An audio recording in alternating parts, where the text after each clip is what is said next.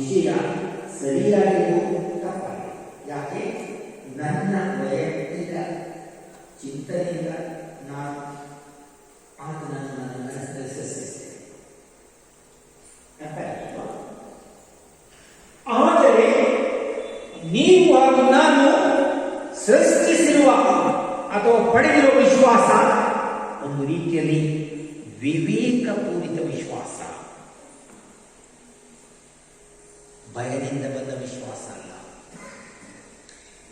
ರೀಸನ್ಡ್ faith ಅಂತ ಹೇಳ್ತಾರೆ. Reasoned faith. I know who Jesus is, I know what Jesus is, and therefore no one need to tell me now. I know for certain Jesus is my Lord. So the word of God tells me, ನನಗೆ ಹೇಳ್ತದೆ ದೇವರ ವಾಕ್ಯ, ಇದೇ ಸತ್ಯ, ಇದೇ ನಿತ್ಯ. This is reasoned faith. ಒಂದು ಸಾರಿ ನಮಗೆ ರೀಸನ್ಡ್ ಫೇತ್ ಬಂದ ಮೇಲೆ it becomes seasoned faith. You follow what I'm saying? That means whether I am put in water or in fire, or I am thrown into the den or among the thieves, I will do the same in my faith. You kill me or you cut my throat, I have no fear, because my faith is stable in Jesus. Firm faith. This is what is required. Unwavering faith, unwavering hope in Jesus.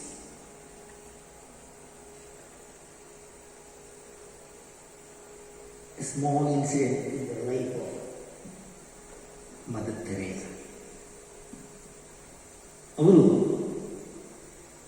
ಕುಷ್ಠರೋಗಿಗಳನ್ನು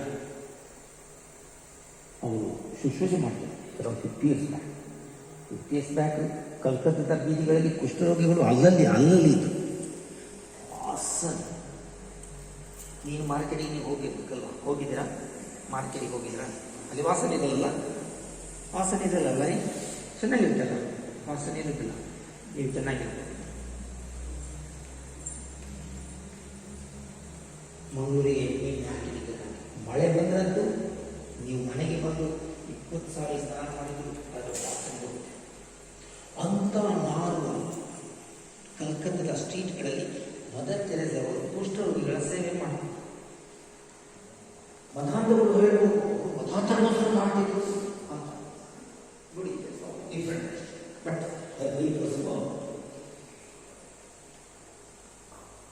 mother Theresa ಇಂಥ ಕೆಲಸ ಮಾಡುವಾಗ ಆ ವ್ಯಕ್ತಿಯು ಶ್ರೀಮಂತ ಹೋಗ್ತಾರೆ. ನನಗೆ 1 ಕೋಟಿ ರೂಪಾಯಿ ಕೊಟ್ಟರು ಕೂಡ ನಾನು ಕೆಲಸ ಮಾಡಕ್ಕಿಲ್ಲ, 1 ಕೋಟಿ ರೂಪಾಯಿ ಕೊಟ್ಟರು ಕೂಡ ನನಗೆ ಕೆಲಸ ಮಾಡ ಅದನ್ನು ಉತ್ತರಿಸಿ, ನೀವು ನನಗೆ 1 ಕೋಟಿ ರೂಪಾಯಿ ಕೊಟ್ಟರೂ ಕೂಡ ನನಗೆ ಈ ಕೆಲಸ ಮಾಡಲಿಕ್ಕೆ ಕಲಿಸುತ್ತಿಲ್ಲ.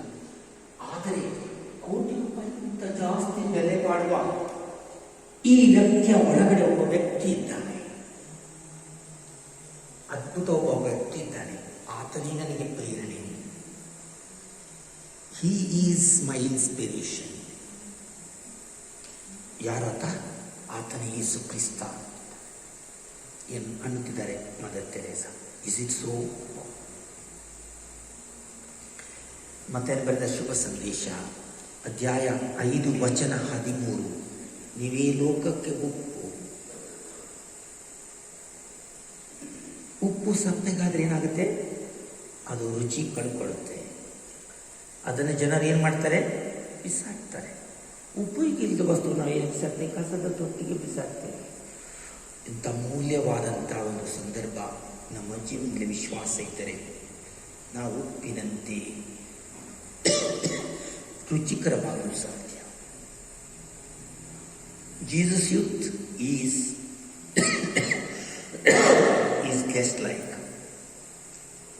having salt, tasty salt.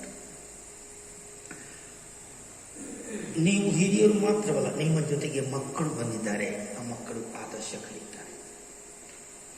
This is how you pass on to that tasty salt to the family.